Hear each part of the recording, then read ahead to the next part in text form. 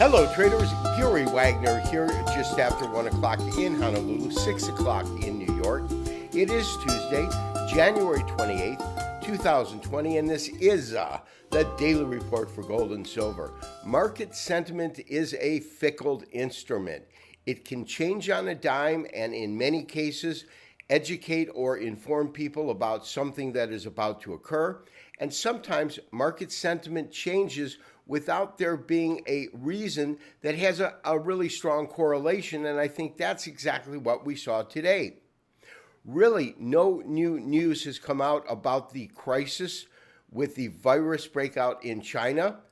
They haven't said that it is slowing down, but they haven't seen as many cases reported. Nonetheless, they don't have a fix for it yet, and that's the key point. It is for that reason that I think that both the U.S. equities markets, which traded up after yesterday's tremendous sell-off, and the lower prices in precious metals are reflecting a shift in market sentiment, which I believe isn't exactly warranted.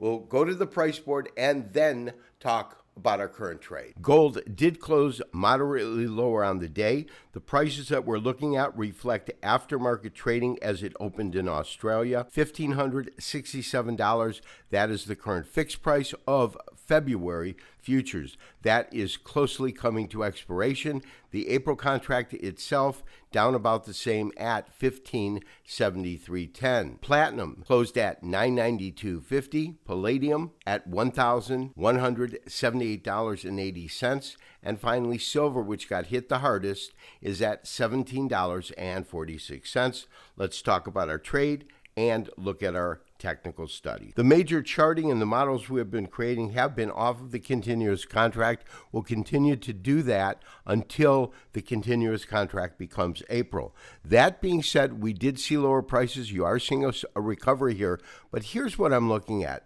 In one way, we almost met the criteria that I was looking for, which is an effective close that is deeply at some point in the middle or so of this particular band, 50% to 75%. That, of course, is in relation to the move down, a move down from 1613 down to 1537.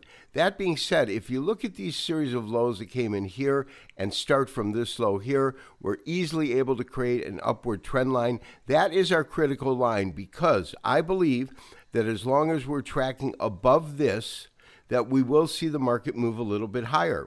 As I said in our opening statement, I believe that the shift in market sentiment today is a little bit overdone. It is a little bit optimistic, and market sentiment to me is kind of like the fickle finger of fate. It doesn't always act in the right way.